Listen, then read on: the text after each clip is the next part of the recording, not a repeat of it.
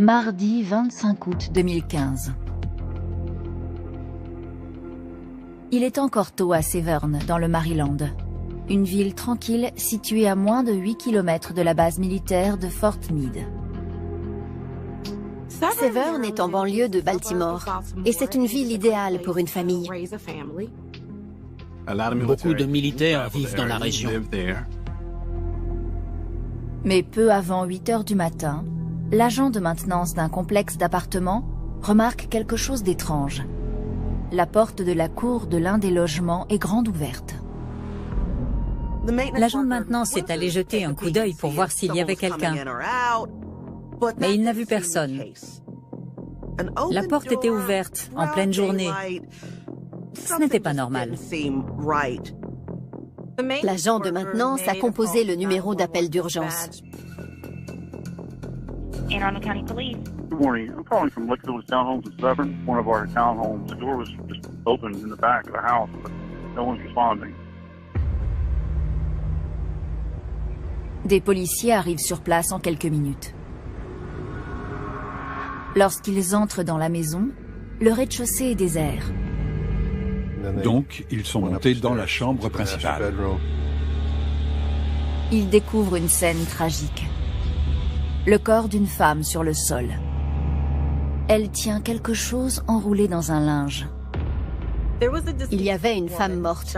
Elle avait été tuée par balle et elle tenait un bébé dans ses bras. Ils ont d'abord cru qu'il s'agissait d'un double homicide. Elle avait reçu 3 balles. 2 dans la poitrine, une sur le côté. C'était une scène d'horreur. Ils n'avaient jamais rien vu de tel. Mais soudain, un miracle a eu lieu. L'enfant a bougé. Le bébé a commencé à pleurer. Et ils ont rapidement compris qu'il n'avait pas été blessé. La police retire le bébé des bras de la femme décédée et l'emmène à l'hôpital pour le faire examiner. Il faudra plus d'1 an aux enquêteurs pour élucider le mystère de ce crime effroyable et découvrir le profil d'une femme prête à tout pour son homme.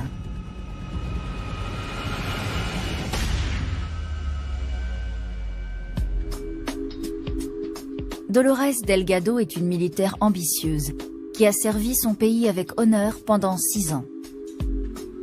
Elle a travaillé au service administratif de l'armée et elle a été envoyée en Irak.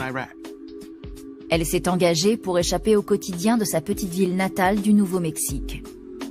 Dolores voulait de l'aventure et l'armée a été sa porte de sortie.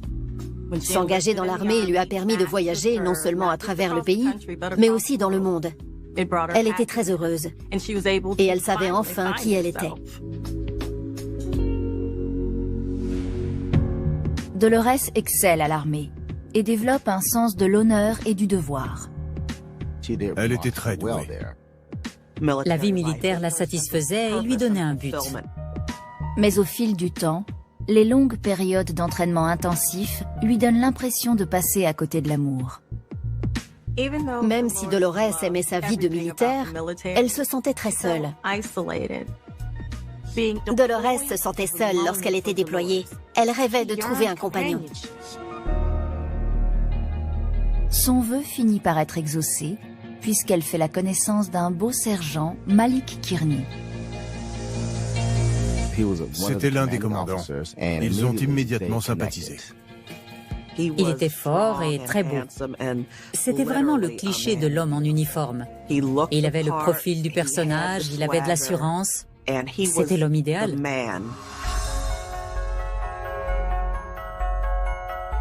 Ils se sont tout de suite bien entendus. Il y avait une certaine alchimie entre eux et le sentiment de solitude de Dolores a immédiatement disparu.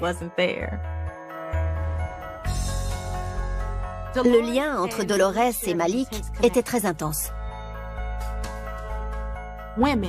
Les femmes qui recherchent l'amour, l'affection, l'attention et la sécurité d'un homme développent souvent le fantasme de trouver un sauveur, une personne parfaite qui pourra faire disparaître tous leurs problèmes. Et pour Dolores, cet homme, c'était Malik.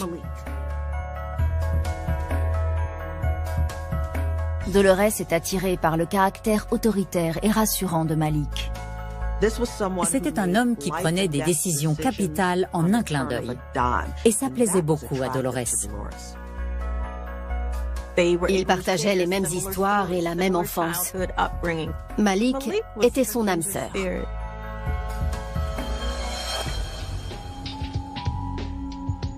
Dolores et Malik se mettent rapidement en couple et passent tout leur temps libre ensemble. Ils ont perçu ce même désir d'appartenance chez l'autre. Et c'est ce qui les a poussés l'un vers l'autre. Dolores était enivrée par cette passion, ce sentiment de cohésion, cet attachement émotionnel, cet amour. Ils étaient amants, amis et partenaires. Ils représentaient tout ce qu'elle recherchait chez un homme. En 2009, Dolores quitte l'armée et décide de suivre des études d'infirmière dans une université en Floride. Malik est toujours mobilisé à l'étranger, mais le couple reste proche. Ils s'identifiaient l'un à l'autre. Et ils semblaient vivre ensemble dans une bulle parfaite. Ils s'envoyaient des emails et ils communiquaient sur Facebook. La passion résistait à la distance. En mai 2015, après des années de séparation, Malik est affecté à une base située en Caroline du Sud, ce qui réduit à 7 heures de route la distance qui les sépare. L'emploi du temps de Malik ne lui permet pas de quitter la ville, mais Dolores est prête à tout pour passer du temps avec lui. Elle faisait le trajet depuis la Floride tous les week-ends. Dolores était émotionnellement dépendante et profondément amoureuse de Malik. Tout ce que Malik voulait ou avait besoin pour être heureux, Dolores essayait de le lui offrir. Mais Dolores est loin d'imaginer le terrible chemin qu'elle va devoir emprunter pour rendre Malik heureux. 25 août 2015, les autorités de Severn, dans le Maryland, sont sur la scène d'un horrible crime. Les policiers expliquent aux enquêteurs qu'ils ont trouvé la victime allongée sur le sol avec un bébé dans les bras. L'enfant a été placé dans les bras de sa mère après son meurtre. Les enquêteurs ne comprennent pas comment quelqu'un peut commettre un crime d'une telle noirceur. Qui peut laisser un bébé impuissant dans les bras de sa mère morte? En enquêtant sur cette affaire, la police va découvrir ce qu'une femme est prête à faire pour l'homme qu'elle aime. Seul un monstre pouvait être aussi insensible et indifférent.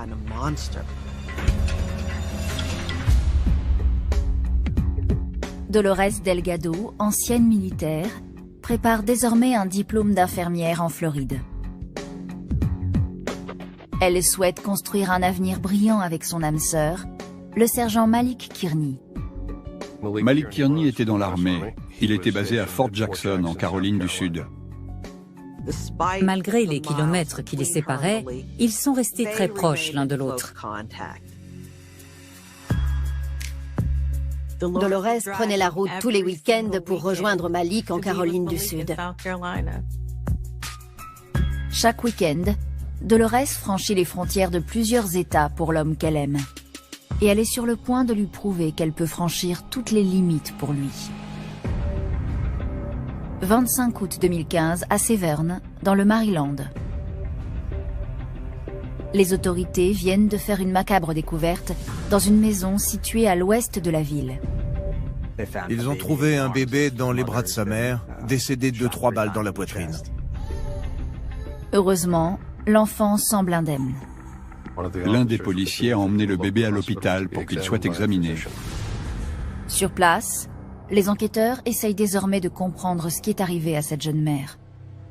Les policiers ont d'abord interrogé des voisins qui ont indiqué que la victime s'appelait Carlin Ramirez. Les voisins disent ne pas avoir entendu de coups de feu dans la nuit, mais il semble que Carlin ait été abattue de 3 balles à bout portant. Il y avait des brûlures autour des 3 blessures par balle, ce qui indiquait que l'arme avait été placée contre la peau de la victime. Le type de balle utilisée et l'absence de douille suggèrent aux enquêteurs que l'arme du crime est un revolver. Une expertise balistique a permis aux enquêteurs de déterminer que le revolver était de calibre 357. La scène de crime indique aux policiers qu'il ne s'agit pas d'un simple cambriolage qui a mal tourné. Il ne semblait y avoir aucun signe d'effraction. Quelqu'un devait avoir accès au logement. Pour les enquêteurs, le motif du meurtre semble personnel. Carlin Ramirez connaissait-elle son meurtrier? Ils espèrent qu'une discussion avec les proches de Carlin leur fournira un suspect. Plus tard dans la journée, ils se rendent au domicile des Ramirez.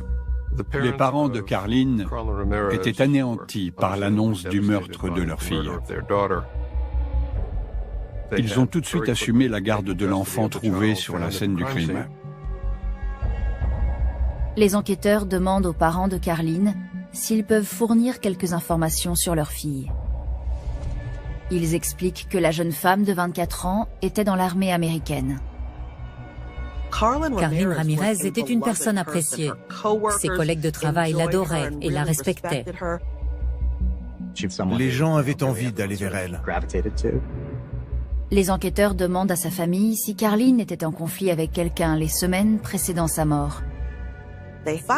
Ils ont rapidement découvert que sa famille soupçonnait des problèmes de couple avec son nouveau mari. Et son mari s'appelait Malik Kearney. Les parents de Carlin expliquent qu'après la naissance du bébé, le couple a décidé de se marier. Mais Carlin s'est vite rendu compte qu'elle avait fait une erreur. Ils se sont séparés quelques semaines après leur mariage. Carlin avait accusé son mari d'infidélité. Pour les enquêteurs, cette information fait de Malik le principal suspect dans cette affaire.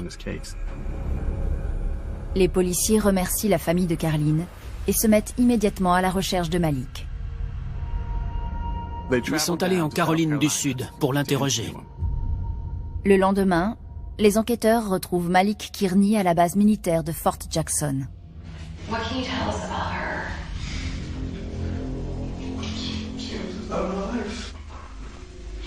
Malik explique que Carlin et lui étaient ravis de devenir parents et qu'ils se sont mariés juste après la naissance de leur fille.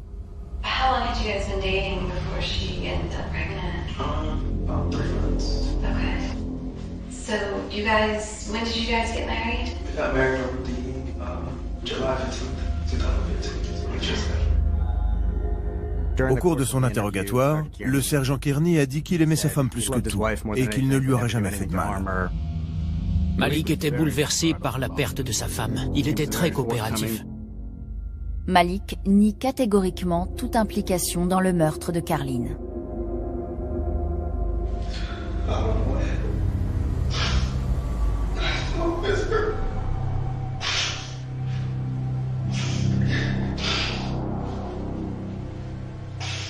She was murdered.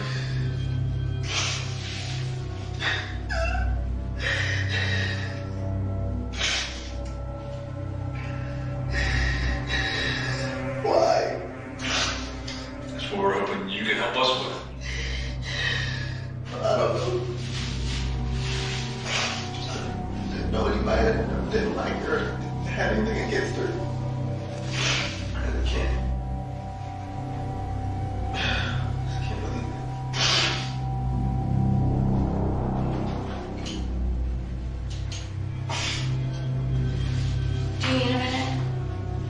Everybody kept telling me, just stay strong, wait it out. Everything will be okay. Wait what out? Just how everything was going.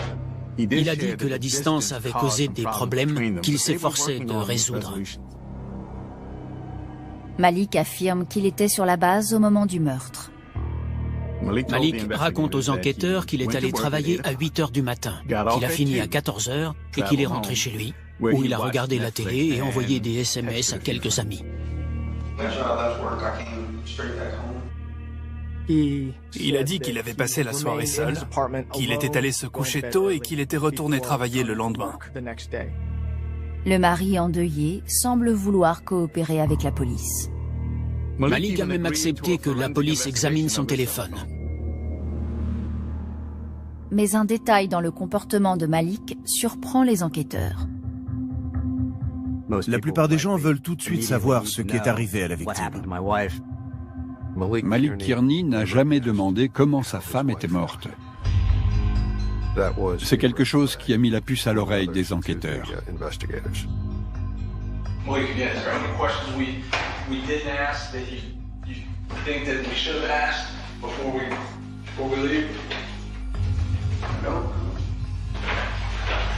Who should we look at?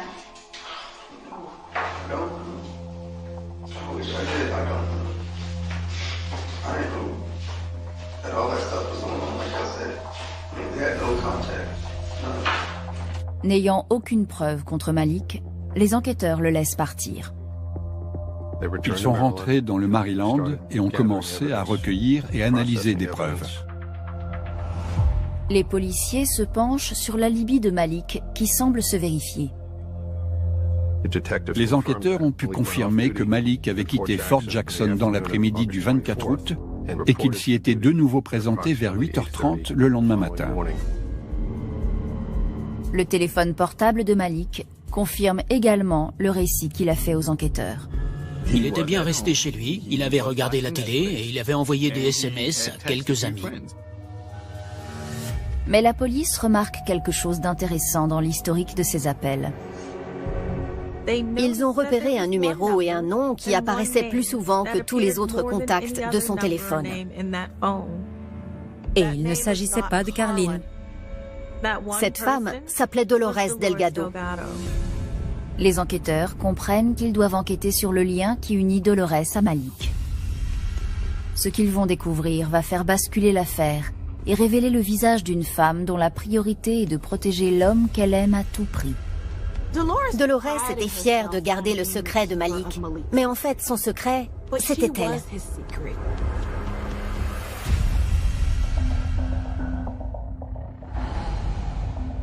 Août 2015, Severn, Maryland. Le sergent Malik Kearney a un alibi solide pour la nuit du meurtre de sa femme dont il est séparé. Mais l'historique de ses appels téléphoniques soulève de nouvelles questions. Un nom apparaissait plus souvent que les autres dans son téléphone. Dolores Delgado. Monsieur Kearney avait déclaré ne fréquenter personne. Mais quand les enquêteurs se sont renseignés sur Dolores Delgado, ils ont compris qu'ils étaient en couple. Lorsque la police contacte Dolores, celle-ci accepte de se rendre dans le Maryland pour un interrogatoire. Mais à son arrivée au commissariat, les enquêteurs remarquent quelque chose de suspect. Juste avant son interrogatoire, Dolores Delgado était au téléphone. Au moment où Dolores raccroche, l'un des policiers aperçoit le nom de Malik sur l'écran. Elle avait immédiatement appelé Malik Kearney, et pour les enquêteurs, c'était un élément déterminant. Lors de l'interrogatoire, Dolores admet être en couple avec Malik depuis 8 ans. Dolores a dit que leur relation était intime. Ils étaient amis et âmes sœurs. Malik avait épousé Carlin, mais ça n'avait pas d'importance pour Dolores. Elle explique aux policiers que Malik n'a jamais aimé Carlin et qu'il ne l'a épousée que pour le bien du bébé. Dolores ne se sentait pas menacée par Carlin, car dans son cœur, elle savait que Malik lui appartenait toujours. Les enquêteurs interrogent Dolores sur son emploi du temps la nuit du meurtre. Dolores Delgado a raconté aux enquêteurs que du 24 août au soir, au lendemain matin, elle était avec Malik Kearney chez lui, à Columbia, en Caroline du Sud. Ils avaient passé la soirée ensemble. Bien entendu, cette affirmation contredisait directement ce que Malik avait dit aux enquêteurs, c'est-à-dire qu'il était seul chez lui. Les policiers demandent à Dolores si elle ou Malik ont quitté la maison cette nuit-là, mais elle insiste sur le fait qu'ils ont passé toute la soirée chez lui. Elle a dit qu'elle était avec Malik en Caroline du Sud la nuit où Carlin a été tuée. Il lui demande également si elle ou Malik possèdent un revolver, l'arme présumée du crime. Dolores Delgado leur a dit qu'elle ne s'y connaissait pas en armes à feu. et qu'elle n'était pas familière avec tout ce qui s'apparentait aux armes. C'était suspect de la part d'une ancienne militaire américaine qui avait effectué une mission en Irak. S'il y avait bien quelqu'un qui s'y connaissait en armes à feu, c'était Dolores. Les enquêteurs pensent que Dolores ne leur dit pas toute la vérité. Mais ils n'ont aucune preuve incriminante. Ils mettent fin à l'interrogatoire et obtiennent immédiatement un mandat pour accéder à ses relevés téléphoniques. En examinant les données du téléphone portable de Dolores Delgado, ils ont constaté que le signal provenait d'une antenne relais située juste à côté de l'appartement de Malik, la même que pour son téléphone à lui. Les policiers remarquent des incohérences entre les données de son téléphone et celles du téléphone de Malik. Il était clair qu'ils avaient communiqué. Il y avait un certain nombre de SMS échangés qu'ils n'avaient pas trouvés dans le téléphone de Malik Kearney. Ce qui indiquait qu'il avait supprimé certains éléments de son téléphone avant de le confier aux enquêteurs. La police découvre également des photos échangées par téléphone du compteur de la voiture de Dolores. Elle surveillait sa consommation d'essence, prenait des photos de son compteur et les envoyait à Malik. C'est un autre détail qui a attiré l'attention des enquêteurs, car ce n'était pas le genre de photos que les gens s'envoient normalement. Ils ont commencé à comprendre ce qui s'était passé. Le couple aurait organisé un aller-retour en voiture pour éliminer Carlin Ramirez. Et l'un d'eux est resté en Caroline du Sud pour fournir un alibi. Malik Kearney et Dolores Delgado avaient élaboré un plan pour aller dans le Maryland, tuer Carlin et rentrer en Caroline du Sud à temps pour le travail. Mais qui a appuyé sur la gâchette? Dolores devait penser que cette épouse, cette source de distraction, cette autre femme, était la raison pour laquelle elle ne pouvait pas être avec l'homme qu'elle aimait.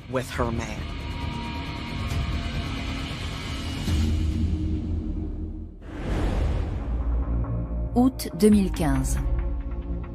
Les policiers de la brigade criminelle de Severn pensent que Dolores Delgado et Malik Kearney ont prémédité l'assassinat de la femme de Malik, le soldat Carlin Ramirez. Une analyse approfondie des relevés téléphoniques de Malik et Dolores révèle que le couple a passé plusieurs semaines à mettre son plan au point et à essayer de brouiller les pistes. La police cherchait à savoir qui avait appuyé sur la gâchette. Lorsque les enquêteurs reçoivent les relevés de compte de Dolores, ils découvrent la preuve qu'ils attendaient. Ils ont constaté que Dolores Delgado avait acheté un revolver Taurus de calibre 357. Le même calibre que l'arme qui avait tué Carlin Ramirez. Ils remarquent un autre achat suspect. Ils voient dans ses relevés bancaires qu'elle a récemment acheté des bidons d'essence. Les policiers se rendent en Floride pour perquisitionner le domicile de Dolores. Ils ne trouvent pas l'arme du crime, mais découvrent une autre preuve accablante dans l'ordinateur de Dolores. Elle avait fait des recherches pour savoir combien de litres d'essence il fallait pour un aller simple de la Caroline du Sud au Maryland. Les enquêteurs pensent que Dolores a acheté des bidons d'essence avec sa carte bancaire pour éviter de s'arrêter sur le trajet. Les policiers ont conclu que le couple ne voulait pas s'arrêter en chemin pour faire le plein et risquer d'être filmé par les caméras de vidéosurveillance de la station. Ils sont désormais convaincus d'avoir les preuves nécessaires pour inculper Dolores Delgado et Malik Kearney du meurtre de Carlin Ramirez.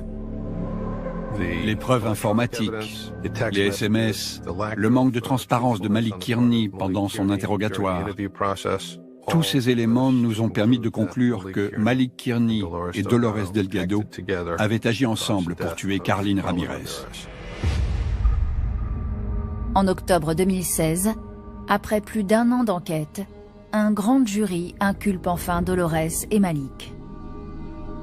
Dolores Delgado a été arrêtée chez elle. Elle semblait surprise de voir la police, mais en même temps, je pense qu'elle savait au fond d'elle que ce jour allait finir par arriver, tôt ou tard. Malik Kearney a été arrêté sur son lieu de travail et conduit à la prison de la base militaire. Mais une question reste en suspens. Qui a tiré? Les procureurs décident de commencer par interroger Dolores pour essayer de la faire craquer. Les procureurs et les enquêteurs voulaient convaincre Dolores Delgado de coopérer et de donner sa version des faits pour ensuite témoigner contre Malik Kearney. Le but de ma conversation avec Dolores Delgado était de lui présenter certaines des preuves qu'on avait recueillies à son encontre. Il lui montre la preuve d'achat de 2 bidons d'essence de 20 litres et d'un revolver 357. Delgado a continué à nier toute implication dans le meurtre de Carlin Ramirez. Les enquêteurs savaient que Dolores mentait. Ils avaient tout ce qu'il fallait pour le prouver. Ils avaient juste besoin de ses aveux. Ils décident alors de lui montrer une autre pièce à conviction. Quelques jours plus tôt, rongé par la culpabilité, un témoin les a contactés. La police a reçu l'appel d'un homme qui vivait en Floride et qui a déclaré que peu après le meurtre, il avait aidé Madame Delgado à se débarrasser d'une arme à feu. Cette révélation a fait l'effet d'une bombe et l'affaire a basculé. Le témoin anonyme a raconté aux enquêteurs qu'en septembre 2015, il avait conduit Dolores jusqu'à un cours d'eau en Floride pour qu'elle se débarrasse d'un revolver 357.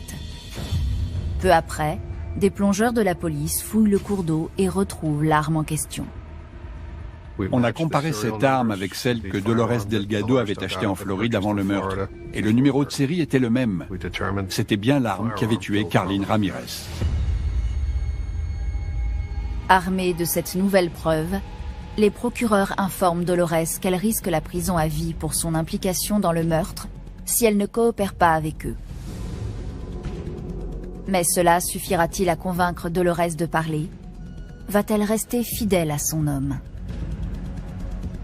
Elle aimait cet homme, elle voulait être avec lui. Malik était l'homme dont elle avait toujours rêvé. Dolores était prête à tout pour lui.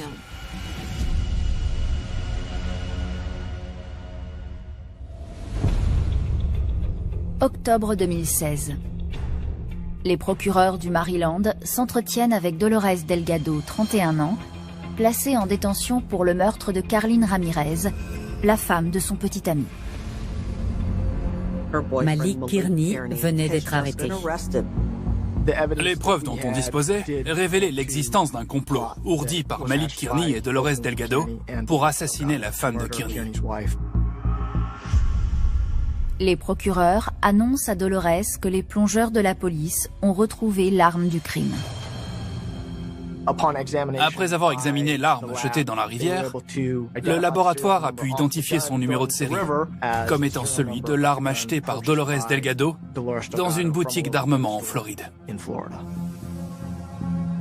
Avec cette preuve incriminante supplémentaire, les procureurs expliquent à Dolores qu'il est dans son intérêt de coopérer. On s'est dit qu'elle était peut-être le maillon faible du couple. D'après les messages compromettants trouvés dans les relevés téléphoniques de Malik et de Dolores, les procureurs pensent que Malik s'est rendu dans le Maryland pour tuer Carlin, tandis que Dolores est restée en Caroline du Sud avec le téléphone portable de Malik. Mais ils avaient besoin de plus d'informations pour comprendre comment et pourquoi ce meurtre avait été commis. Les procureurs proposent un arrangement à Dolores: avouer et témoigner contre Malik pour éviter la prison à vie. Dos au mur, Dolores décide finalement d'avouer. Elle s'est sentie prise au piège et elle a estimé qu'il était temps pour elle d'accepter de négocier avec la police. Dolores raconte au procureur que lorsqu'elle a quitté l'armée et est rentrée aux États-Unis, Malik a entamé une relation avec Carlin et qu'en parallèle, Malik et elle poursuivaient leur relation à distance. Dolores voulait être la seule femme qui comptait aux yeux de Malik. Elle était convaincue que la romance entre Malik et Carlin n'était rien en comparaison de la leur et qu'il finirait par la choisir. Dolores raconte qu'en avril 2015, Malik lui a annoncé que Carlin était enceinte et qu'ils allaient se marier. Mais Dolores reste confiante. Dolores Delgado ne considérait pas Carlin Ramirez comme une menace, car Kearney avait fréquenté d'autres femmes Et il était toujours revenu vers elle. Selon Dolores, lorsque le mariage de Malik et Carlin a volé en éclats après quelques semaines, il lui a demandé de l'aide. Pour Malik, Dolores était une personne de confiance. Elle était prête à tout pour le rendre heureux. Elle nous a dit que Malik Kearney avait élaboré un plan pour tuer sa femme sans se faire prendre. Dolores confie aux enquêteurs qu'elle avait conscience de la gravité de l'acte, mais qu'elle ne pouvait rien refuser à son homme. Elle ne savait pas lui dire non. Dolores a expliqué que son amour pour Malik était immense et inconditionnel. Dolores a envisagé le meurtre comme une mission. Elle était détachée. Tout ce qu'elle voulait, c'était protéger son homme et le soutenir. Elle raconte comment elle a aidé Malik à planifier soigneusement le crime, en conduisant jusque dans le Maryland et en surveillant sa consommation d'essence. Elle était prête à surveiller sa consommation d'essence et à photographier le compteur au plein, à la moitié du réservoir et au quart du réservoir, afin de déterminer la quantité exacte d'essence qu'il faudrait et la durée du trajet. Elle admet également avoir acheté des bidons d'essence pour le trajet de Malik. Il ne s'arrêterait pas à une station-service, donc les caméras ne pourraient pas le repérer. Le jour du meurtre, Dolores confie à Malik les derniers éléments essentiels à l'exécution de leur plan. Elle a remis à Malik Kearney son arme à feu et ses munitions, et elle lui a prêté sa voiture pour qu'il puisse se rendre dans le Maryland sans se faire repérer.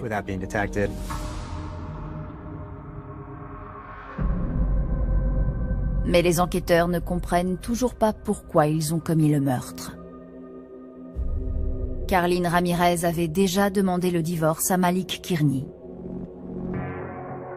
Dans cette situation, toute personne raisonnable aurait simplement divorcé. Dolores explique que pour Malik, c'était une question de fierté. Malik avait l'habitude d'être autoritaire dans ses relations.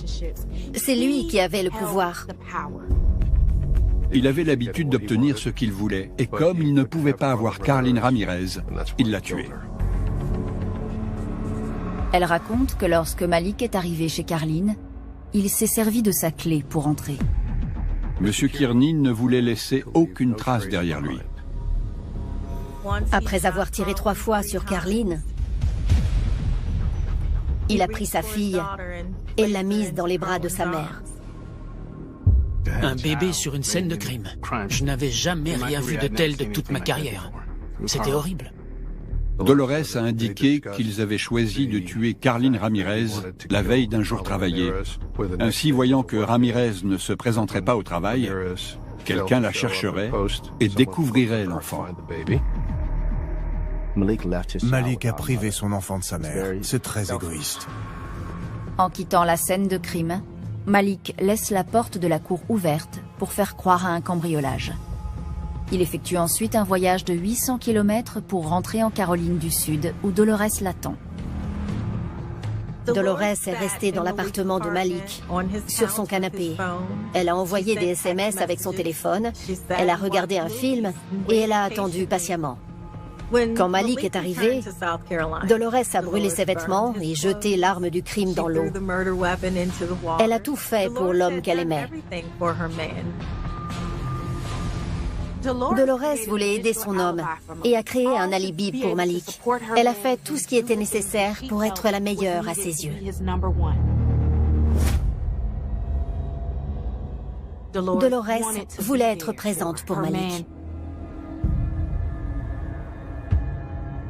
Et elle était prête à tout pour que leur relation perdure. Son désir de lui plaire et de rester avec lui était plus fort que tous les doutes qu'elle pouvait avoir.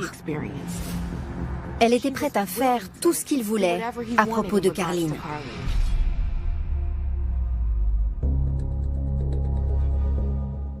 Elle pensait qu'ils passeraient le reste de leur vie ensemble, que ce meurtre allait faire disparaître tous leurs problèmes et que leur relation serait parfaite.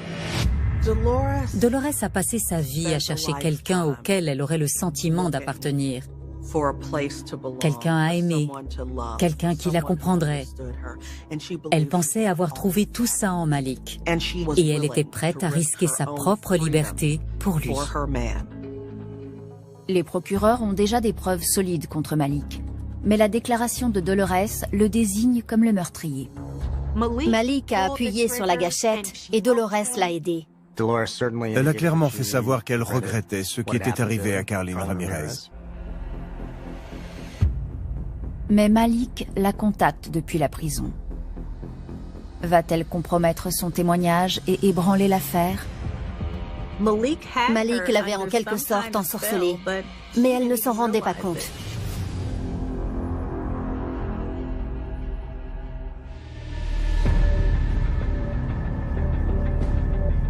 Octobre 2016, à Severn, dans le Maryland, Dolores Delgado vient de confirmer son implication dans le meurtre de Carlin Ramirez.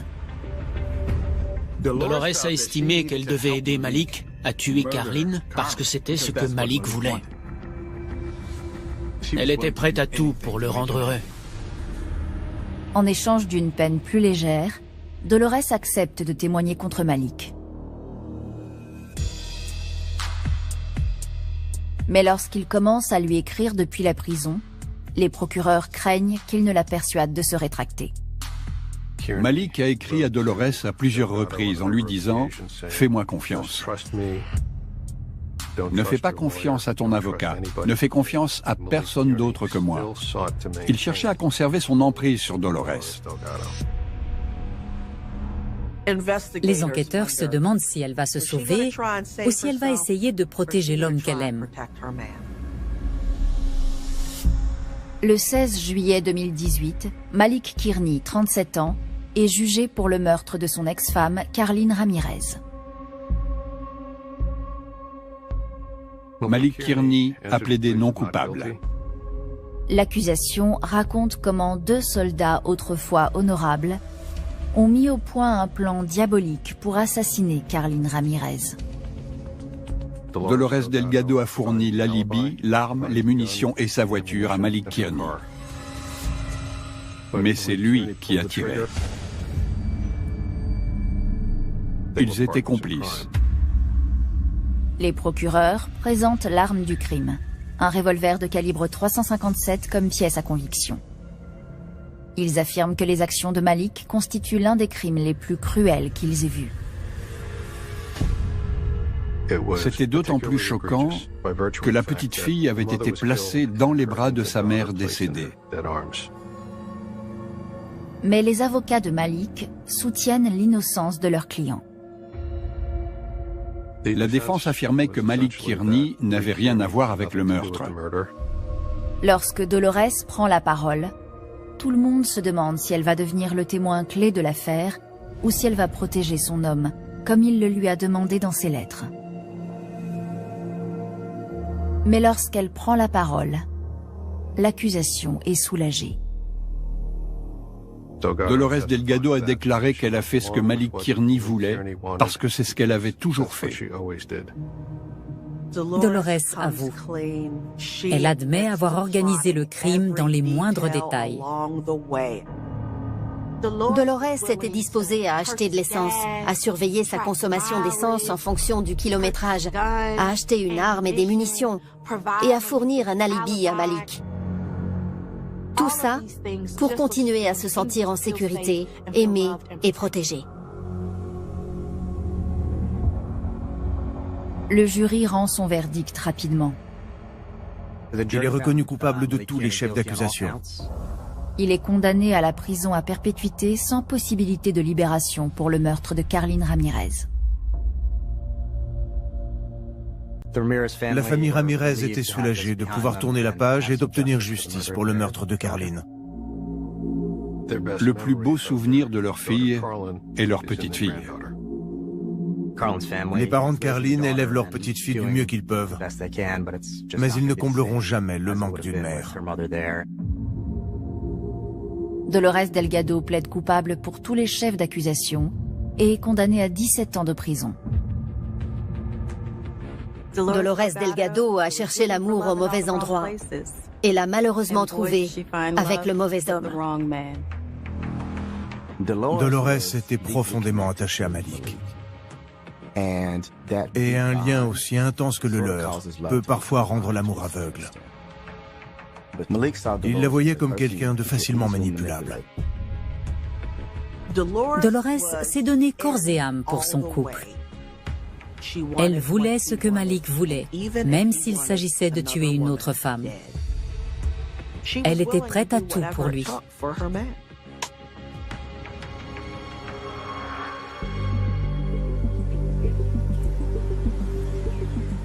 On peut entendre parfois qu'en amour comme à la guerre, tous les coups sont permis.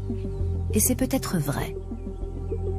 Mais lorsque vous laissez votre partenaire devenir le commandant de votre vie, et que vous vous efforcez d'obéir à ses ordres, vous risquez de vous engager dans une guerre que vous perdrez à coup sûr.